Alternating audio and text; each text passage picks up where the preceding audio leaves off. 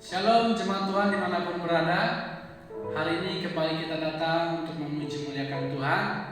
Mari Bapak Ibu dimanapun berada, kita akan memulai ibadah daring kita hari ini kembali.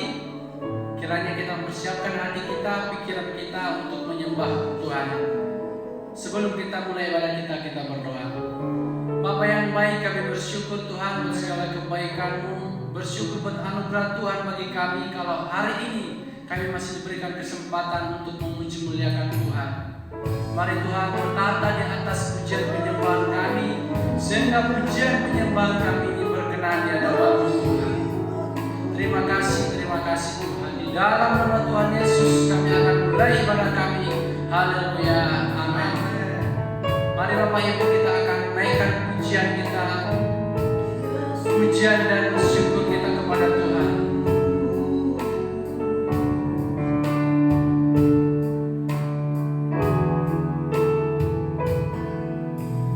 Pujian dan syukurku ku bawa padamu dengan rendah hati, ku bersembah sadar bila ku ada, sadar bila ku ada, hanya karena anugerah, bukan karena kekuatanku.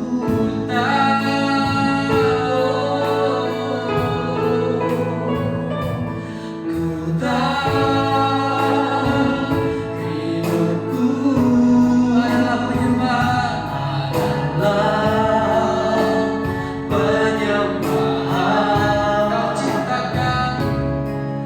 Kau ciptakanku dalam kemuliaan-Mu. Ku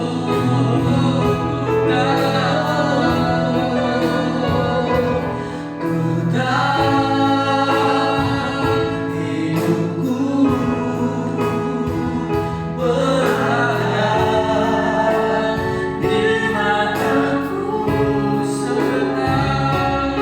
segenap hidupku bersembah. Sama-sama kita ulangi pujian dari Allah. Pujian dan syukurku ku bawa padamu. Benar Tuhan, inilah Tuhan pujian kami. Dengan rendah hati, ku persembahkan sadar bila ku ada, sadar bila ku ada, hanya karena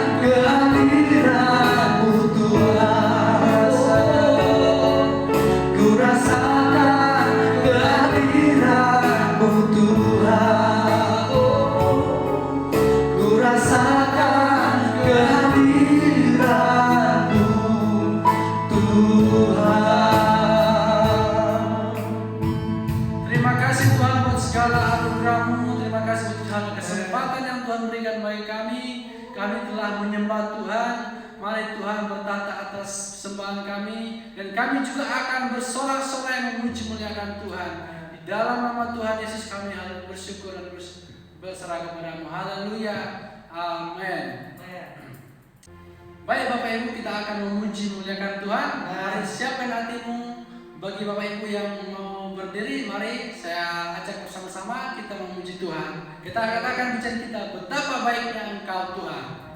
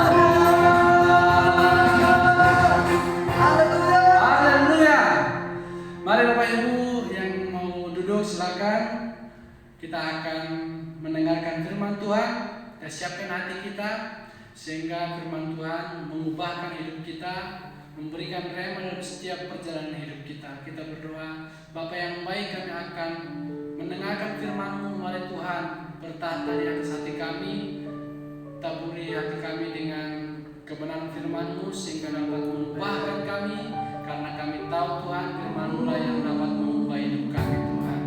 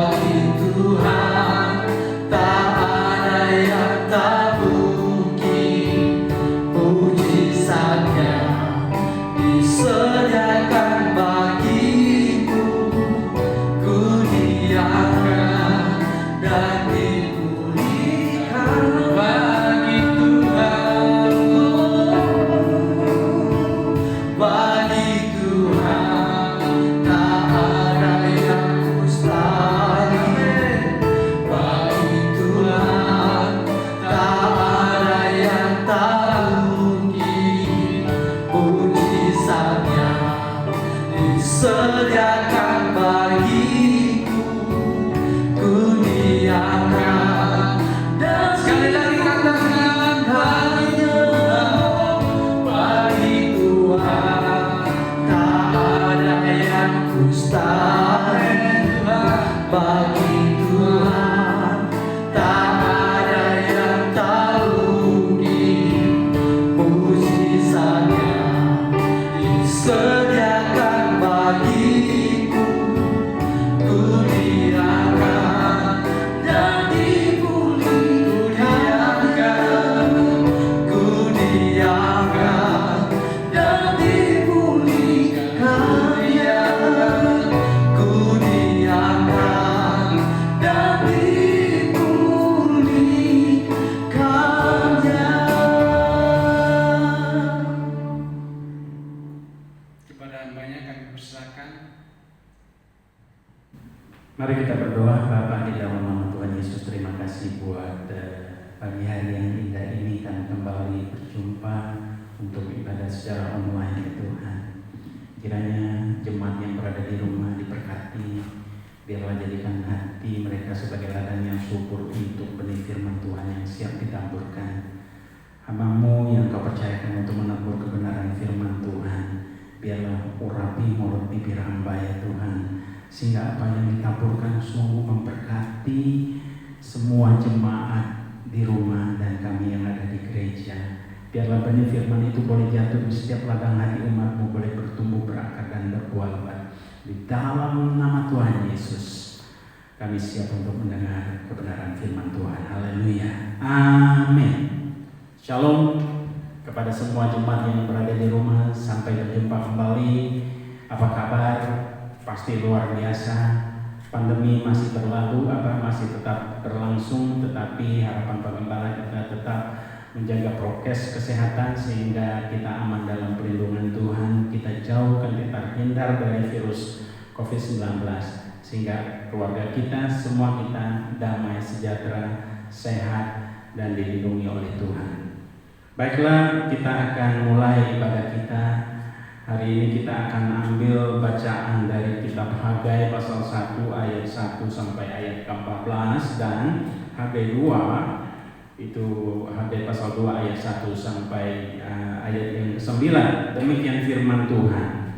Pada tahun yang kedua zaman Raja Darius dalam bulan yang ke-6, pada hari pertama bulan itu datanglah firman Tuhan dengan perantaraan Nabi Hagai kepada Zerubabel bin Shealtiel bupati Yehuda dan kepada Yosua bin Yosadak imam besar, bunyinya, beginilah firman Tuhan semesta alam.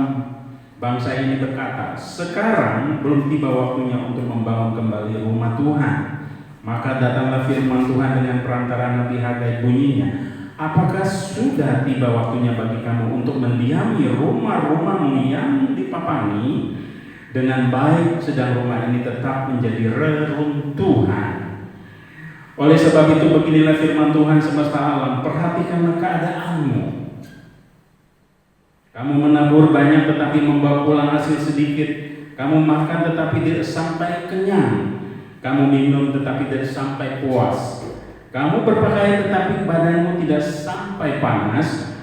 Dan orang yang bekerja untuk upah, ia bekerja untuk upah yang ditaruh dalam pundi-pundi yang berlobang.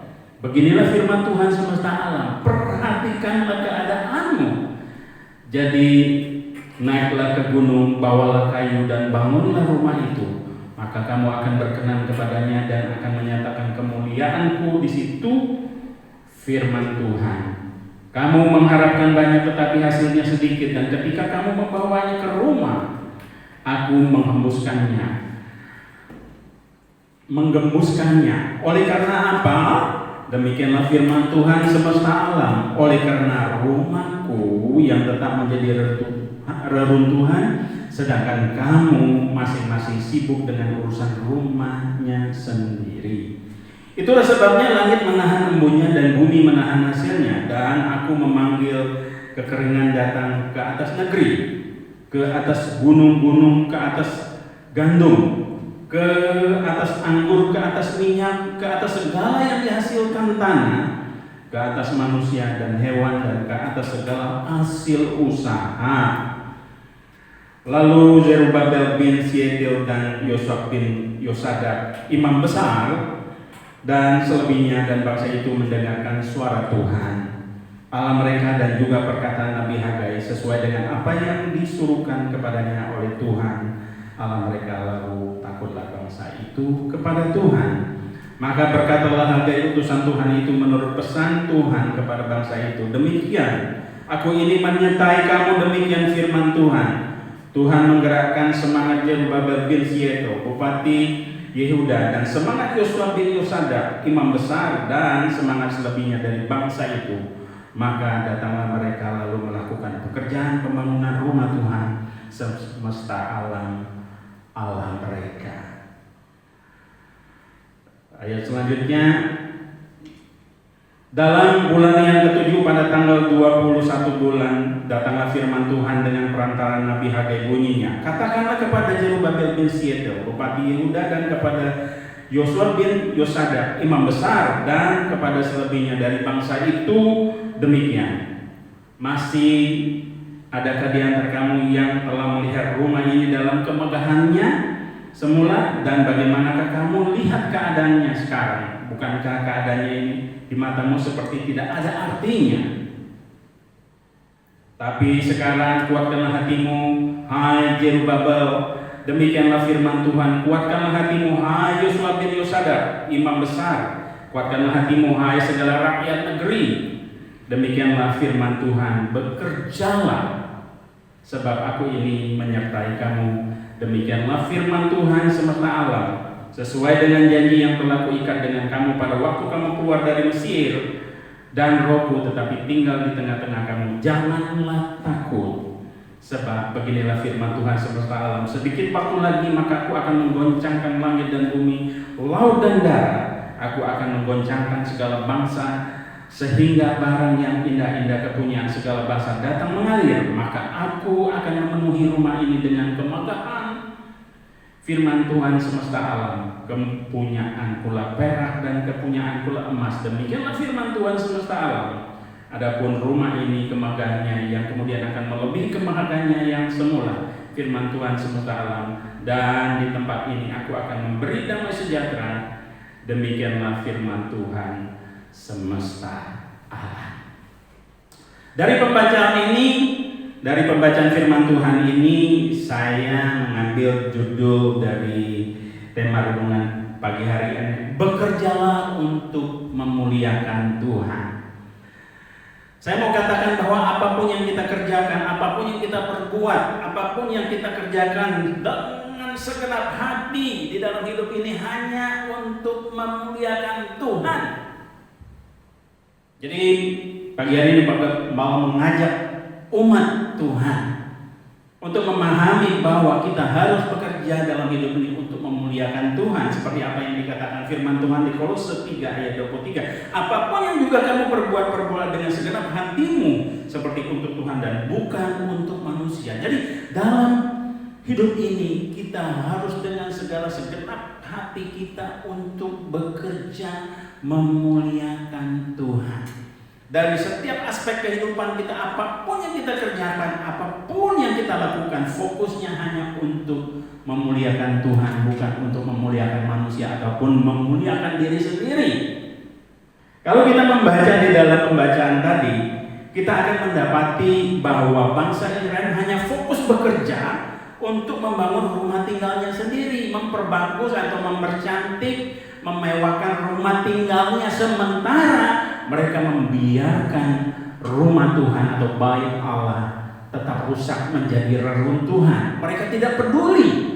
Mereka hanya bekerja hanya untuk mementingkan, menyenangkan kehidupan mereka sendiri tanpa memperhatikan, tanpa melakukan apapun terhadap rumah Tuhan, membiarkannya reruntuhan, membiarkannya rusak. Coba kita baca di dalam Hagai 1 ayat 4. Apakah sudah tiba waktunya bagi kamu untuk mendiami rumah-rumahmu yang dipapapin dengan baik?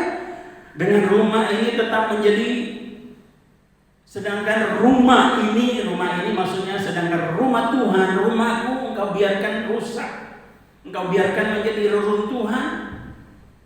Sementara engkau sibuk mendandani rumahmu dengan papan yang baik, berkualitas. Yang kedua, Haggai 2 ayat 3 dikatakan, masih adakah di antara kamu yang telah melihat rumah ini dalam kemegahannya semula? Dan bagaimana kamu lihat keadaannya sekarang? Bukankah keadaannya di matamu seperti tidak ada artinya? Tuhan berfirman melalui Zerubabel dan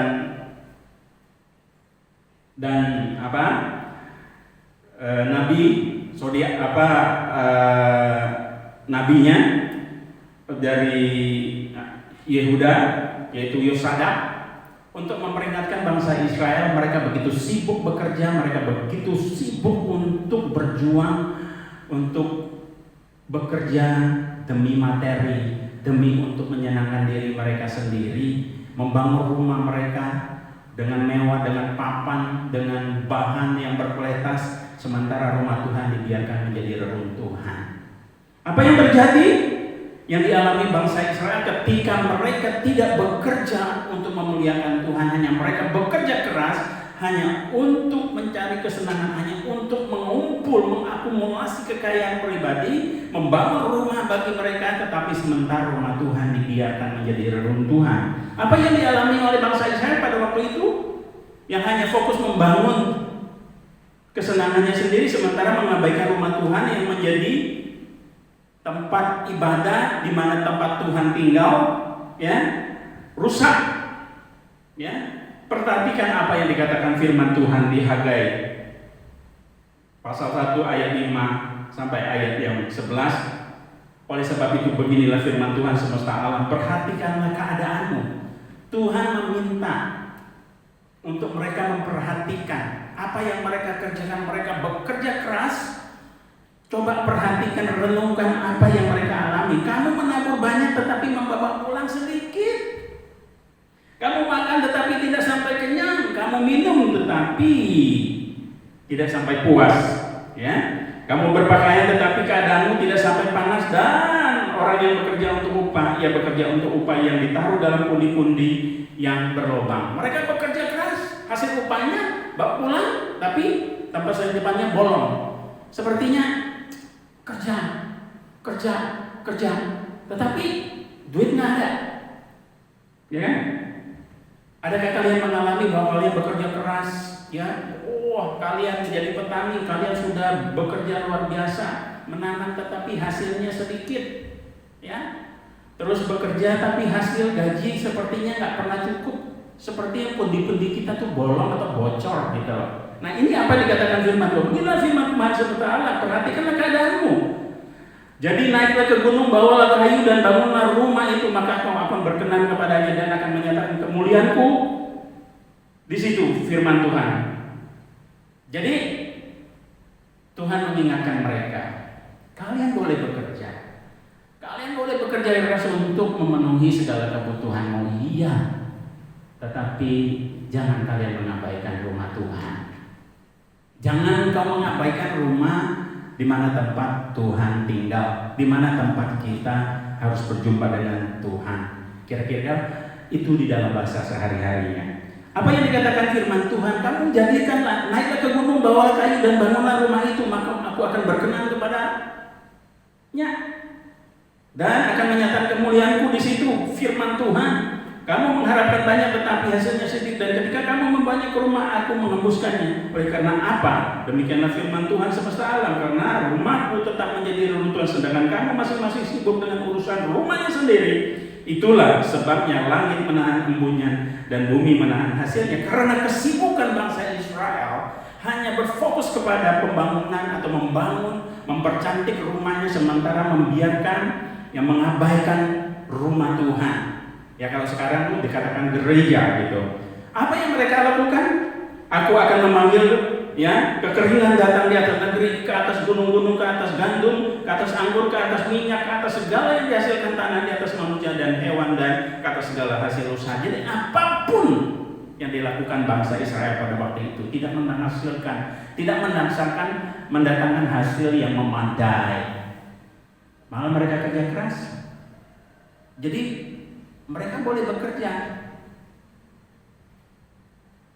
tetapi fokusnya kita jangan hanya dikatakan firman Tuhan, bahasa diharapkan tidak diingatkan oleh Tuhan melalui nabinya untuk tidak hanya berfokus kepada kepentingan, kesenangan pribadi semata, hanya untuk mengakumulasi materi kekayaan dunia, hanya untuk memuaskan sementara mereka mengabaikan untuk memuliakan Tuhan.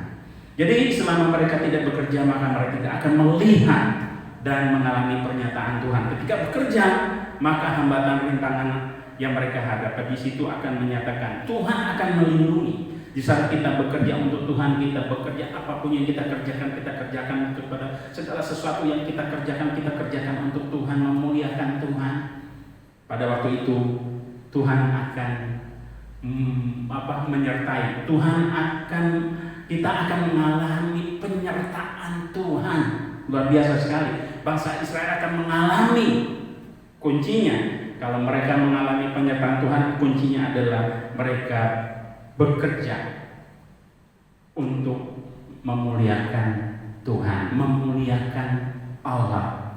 Oleh karena itu, firman Tuhan di sini betul-betul kalau yang sekarang ini mengingatkan kita sebagai umat-umat Tuhan, sebagai umat rohani, yaitu umat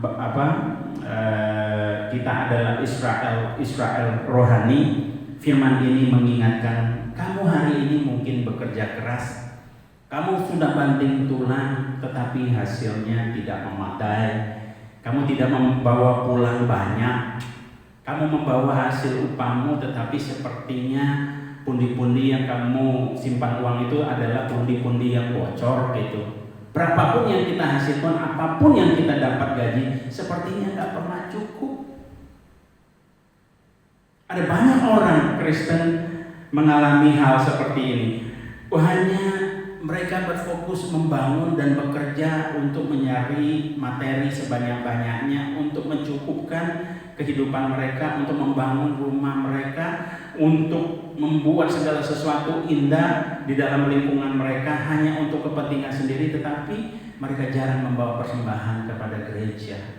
Mereka jarang membawa persembahan untuk rumah Tuhan. Mereka membiarkan rumah Tuhan menjadi reruntuhan sementara mempercantik rumah mereka. Nah, hal ini Pak Gembala mengalami melalui pembacaan firman Tuhan ini beberapa waktu lalu. Ini mengingatkan Pak Gembala sebetulnya. Oleh karena itu pada waktu itu Pak Gembala kerja keras sama Bu Gembala. Ya sepertinya kerja keras hasilnya begitu-begitu aja. Jadi fokus hanya untuk memperkaya diri, fokus untuk mencari kesenangan, fokus untuk mengakumulasi kekayaan, untuk membeli sesuatu yang mewah, untuk di sini membangun rumah sendiri gitu. Sementara kita tidak peduli dengan rumah Tuhan. Sementara rumah sehat Tuhan masih menyewa. Tiap bulan habis bulan kita kas ataupun uang bendahara gereja habis untuk membayar uang sewa pun nggak mampu. Coba kita bayangkan. Dengan membaca firman Tuhan ini saya kaget.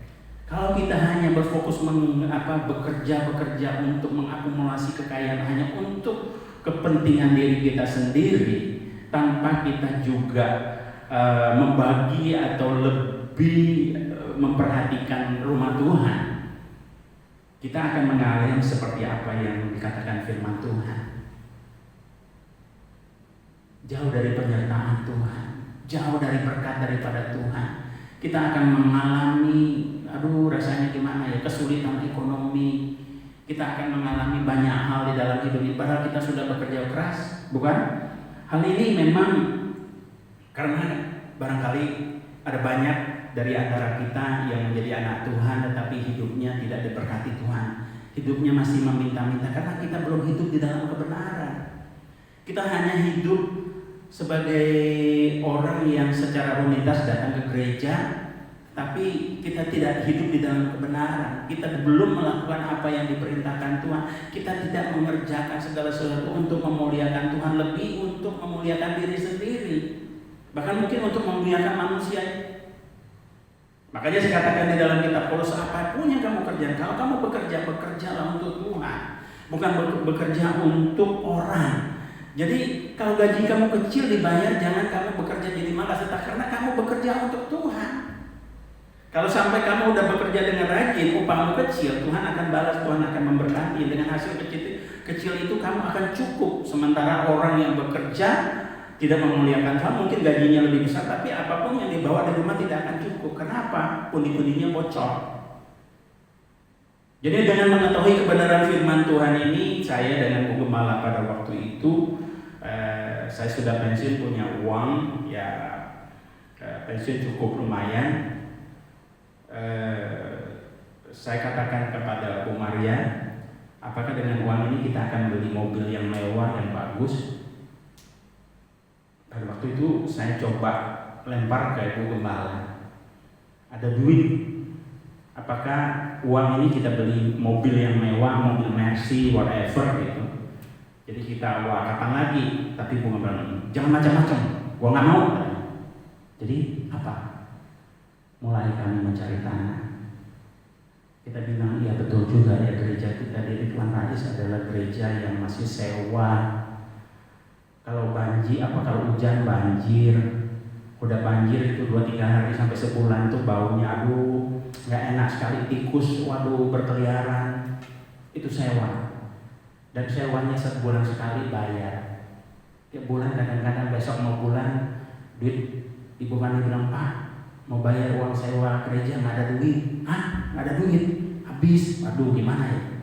Saya berpikir, Tuhan, kok begini? Kalau saya tanya Tuhan jadi lucu. Tuhan katakan, kok tanya saya? Tanya dengan diri kamu sendiri. Saya tahu apa maksud Tuhan. Saya mulai dengan Ibu malah mencari tanah.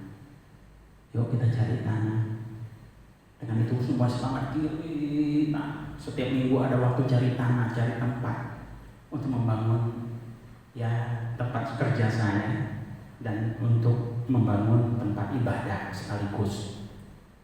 Tapi puji Tuhan, Tuhan berkati sangat luar biasa, menebarkan dapat tanah di Gunung Sari 4 dengan harga yang cukup murah, dan sisa uang yang dari pensiun itu bisa membangun rumah ya tempat kerja sekaligus juga rumah Tuhan, bisa bertemu seperti hari ini. Tapi sementara rumah di Kemayoran tinggal di gang saya tidak. Coba kalau dapat duit itu kan bisa beli rumah di Kelapa Gading, beli rumah di Pondok Indah, ya kan, rumah mewah. Tapi untung pada waktu itu Ibu Gembala dan saya mengambil keputusan untuk tidak melakukannya. Lebih mempercantik rumah Tuhan. Kalau saya lakukan, Tuhan katakan, kok saya hidupnya susah Tuhan? Tuhan katakan, masihkah kamu, sudah siapkah kamu untuk mendiami rumah kamu yang indah, sementara engkau membiarkan tempat rumah ibadah atau rumahku yang tiap hujan banjir, ya, musim hujan banjir dan bau. Tapi hari-hari ini kita mendapat gereja yang menurut saya lebih mewah dari rumah di Kemayoran yang ada. Apa yang terjadi? Tuhan berkati saya sangat luar biasa. Tuhan berkati. Makanya dikatakan firman Tuhan itu, kalau banyak orang bekerja, hanya bekerja untuk mengakumulasi materi, untuk menyenangkan diri secara pribadi, tapi mengabaikan rumah Tuhan, menjadi reruntuhan, tidak peduli, tidak membawa persembahan, hanya datang ibadah, tetapi setelah pulang bodoh amat mau apa rumah Tuhan, tetapi pulang ke rumah dia mempercantik, rumahnya mewah, mobilnya mewah, sementara rumah Tuhan, bendahara gereja kosong, nggak punya uang, tidak ada makanan. Coba kita bayangkan apa yang akan terjadi. Makanya hari ini kita belajar, fokus kita hanya bekerja untuk memuliakan Tuhan. Kalau kita bekerja untuk Tuhan, dikatakan firman Tuhan, apakah bekerja untuk Tuhan, memuliakan Tuhan itu tindakan atau refleksi action dari bekerja untuk memuliakan Tuhan itu artinya pertama kita harus membangun. Kalau di sana dikatakan membangun rumah Tuhan, sekarang kita harus membangun bait Allah itu. Sekarang ini bait Allah itu adalah diri kita sendiri. Apa yang perlu kita bangun? Kita harus membangun hidup dalam kesatuan dan keberagaman sifat dan karakter di dalam kesatuan kita sebagai umat Tuhan yang memiliki banyak ragam suku dan etnik dan banyak beragam macam sifat, perilaku dan karakter. Kita harus menjadi satu karena perbedaan itu kalau kita bersatu adalah sesuatu hal yang indah. Seperti perbedaan itu adalah sebagai suatu warna-warni, seperti warna pelangi. Kalau bersatu ada hijau, merah, kuning, jingga bersatu, itu warna indah sekali seperti pelangi. Oleh karena itu, mari kita membangun kesatuan di dalam keberagaman dan sifat dan karakter yang berbeda itu. Kedua, mari kita membangun hidup dalam penyembahan hanya kepada Tuhan Yesus. Apapun yang kita lakukan, apapun yang kita kerjakan, apapun aktivitas kita di dalam setiap aspek kehidupan kita, hanya fokusnya memuliakan Tuhan. Amin. Itu dalam perjanjian baru, dalam hal membangun bait Allah. Hidup kita ini harus kita bangun supaya hidup kita ini tidak menjadi berantakan. Ya, tempat tinggal diam di tubuh ini adalah bait Allah, jangan kita rusak. Harus kita dandani, harus kita jaga, kita harus hidup pola sehat, ya. Jangan makan sekenyang-kenyang, hanya pikirnya makan enak, tetapi tidak menjaga kesehatan. Selalu Pak mengatakan kepada teman-teman yang umurnya baru 40, badannya udah besar, sakitnya banyak, ada kolesterol lah, darah tinggi lah, diabetes lah. Sementara Pak sudah umur 65 sehat. Jalan bisa 10 km satu hari setiap pagi. Kecepatannya gila, speednya 1,8,2 meter per detik. Padahal 1,42 itu udah jalannya udah lumayan, tapi Pagam bisa bilang 1,85 meter per detik. 10 km loh tiap pagi. Teman-teman geleng kepala. Semua ini karena apa? Karena Pagam menyadari bahwa tubuh ini adalah bait Allah, harus dibangun, harus dijaga. Ya, jangan menjadi reruntuhan. Ketiga, membangun hidup dalam kekudusan. Kita harus hidup kudus di hadapan Tuhan. Hidup tidak bercela, tentu tidak mudah, tapi kita harus berusaha. Kita hanya minta pimpinan daripada Roh Tuhan, Roh Kudus untuk menuntun setiap langkah kehidupan kita setiap hari. Dia menuntun langkah kita. Kalau kita jatuh, dia sangat tidak sampai tergeletak. Amin. Itu kita berusaha fokus untuk hidup kudus di hadapan Tuhan. Memang tidak mudah. Ada kalanya kita jatuh, ada kalanya kita terpleset, tapi tidak sampai terjatuh karena kita dalam tuntunan pimpinan Tuhan. Tuhan tahu kita belajar, nggak apa-apa. Orang katakan gua nggak berani ya. Gua mana bisa itu, kadang-kadang gua masih bersalah. Tuhan enggak. Kita harus fokus untuk mulai untuk hidup dalam kekudusan, walaupun kadang-kadang kita terpleset, kadang-kadang pun kita jatuh, karena ada banyak halangan, kerikil-kerikil di dalam perjalanan kehidupan kita, nggak mungkin mulus. Tetapi Tuhan menyadari asal kita mempunyai ketulusan, keinginan untuk hidup di dalam kekudusan. Dan yang keempat, membangun hidup dalam pelayanan kasih. Kita datang ke gereja, hebat apapun kita bicara, hebat apapun kita hormat, tetapi nggak punya kasih, percuma. Banyak duit, ya, tapi tidak punya kasih, percuma. Karena kita harus belajar memberi. Karena Tuhan itu adalah sifatnya memberi, bahkan memberikan nyawanya. Makanya apa yang kita punya adalah milik Tuhan.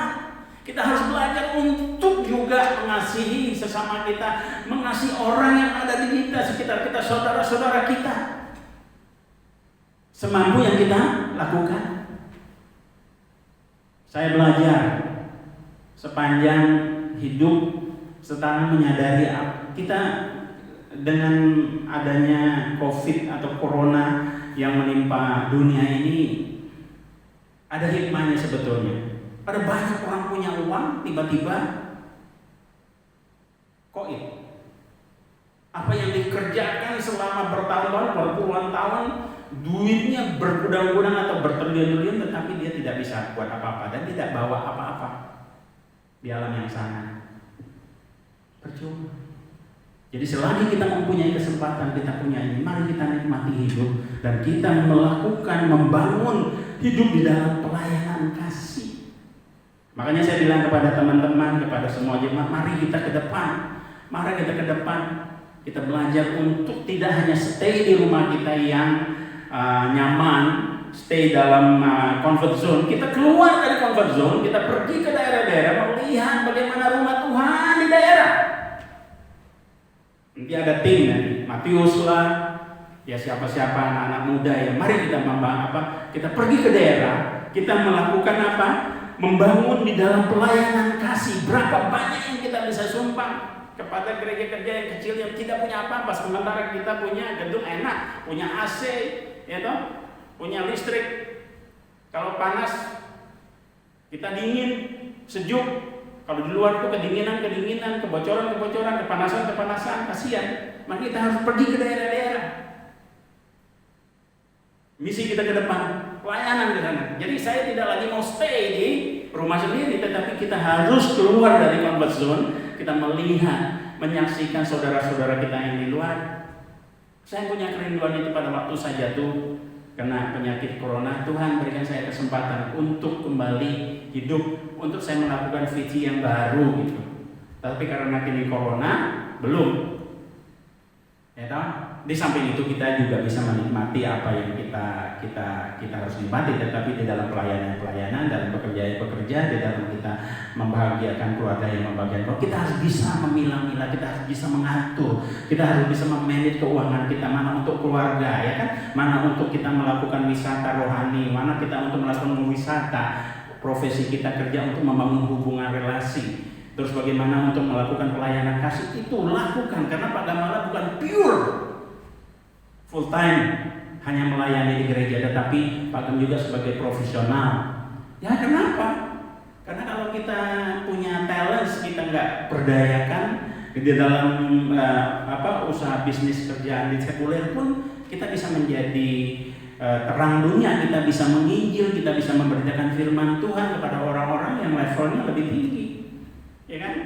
Yang lebih kaya daripada kita, dengan pola cara hidup kita, penampilan kita, kesehatan kita. Makanya sekarang juga lagi terlibat, bukan diajak sama teman-teman pengusaha, sama kontraktor, Pak, ayo kita naik moge, naik besar. Waduh, moge kan mahal.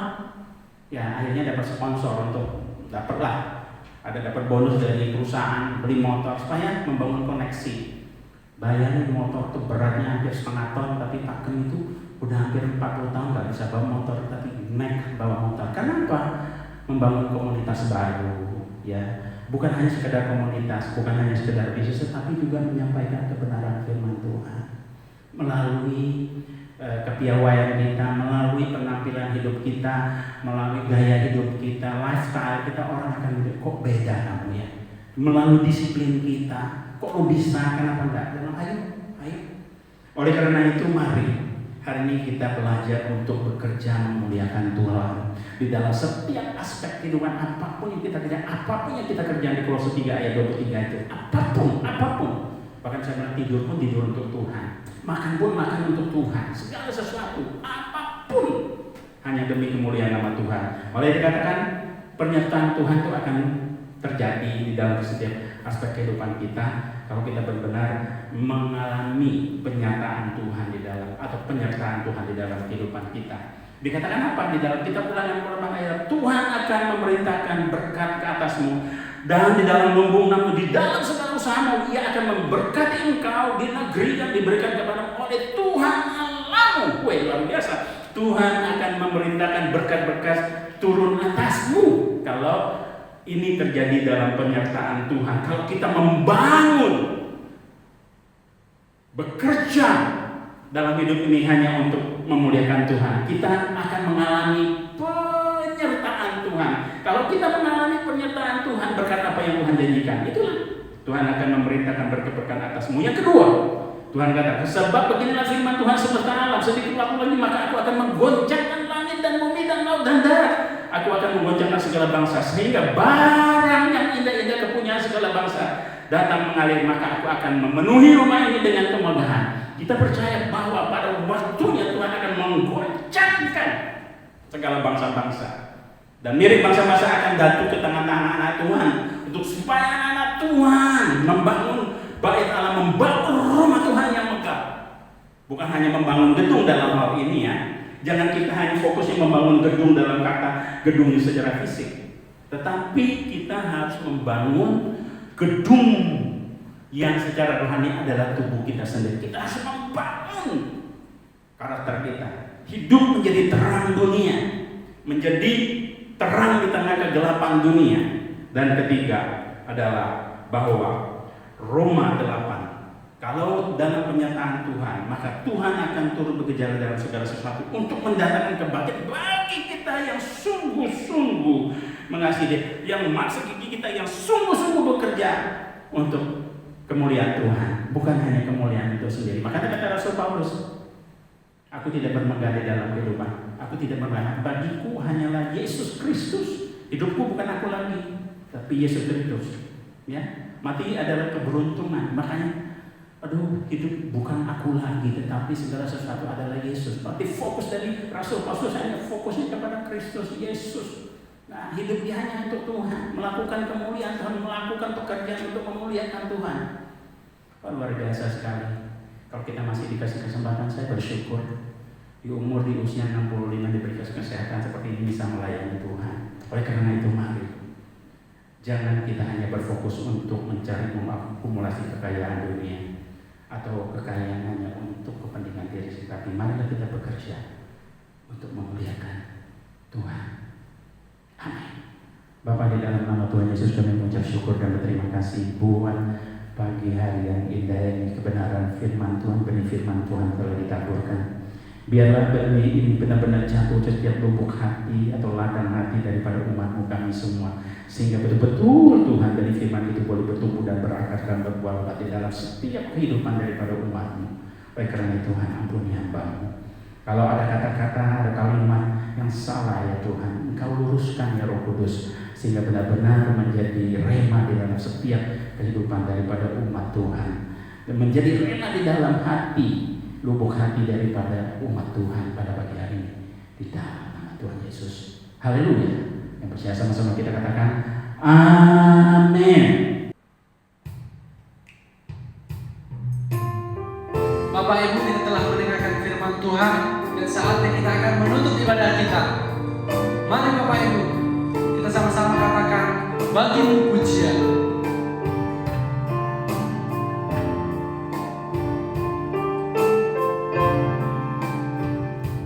Bagimu pujian, hormat kemuliaan, Kaulah kebanggaan di dalam hidupku. Janjimu bersinar, buktikan Kau besar. Tiada yang seperti-Mu Yesus Tuhanku.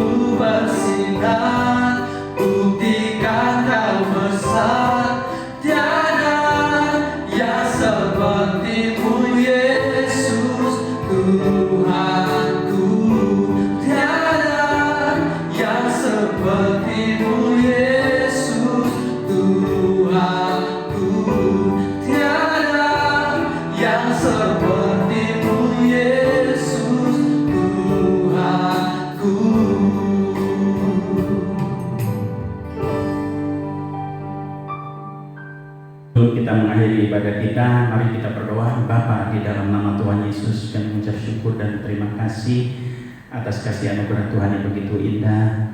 Dan ibadah telah selesai, kami percaya sebelum selesai kami mau menerima berkat, mengarahkan hati kami untuk menerima berkat-berkat surgawi. Arahkan hati kita kepada Tuhan Bapa di dalam nama Tuhan Yesus. Bukalah kiranya tingkap-tingkap langit untuk mencurahkan berkat-berkat Abraham, Ishak dan Yakub menjadi milik daripada umat-Mu Tuhan. Engkau berjanji akan menjadikan kepala bukan ekor, tetapi kami akan ada tidak pernah tuh, asalkan kami sungguh-sungguh bekerja untuk memuliakan Tuhan di dalam hidup ini. Berkat-berkat tercurah dari sorga, berkat-berkat dari sorga betul-betul tercurah kepada setiap anggota ataupun keluarga gereja GBI yang ini Tuhan, sehingga kami betul-betul merasakan damai sukacita daripada Tuhan, kasih karunia yang begitu indah, cinta kasih yang begitu mendalam, mulai hari ini sampai kedatangan Yesus kali yang kedua selalu menyertai kehidupan kami. Haleluya. Yang percaya sama-sama kita katakan amin. Dengan demikian ibadah kita pada pagi hari ini telah selesai. Sampai berjumpa pada minggu yang akan datang. Sekali lagi saya pesan untuk tetap prokes, jaga kesehatannya, cuci tangan, pakai masker ya, makan yang cukup, tidur yang cukup ya, jaga kesehatan supaya kita tidak terpapar dari COVID-19. Sampai berjumpa kembali minggu depan. Shalom.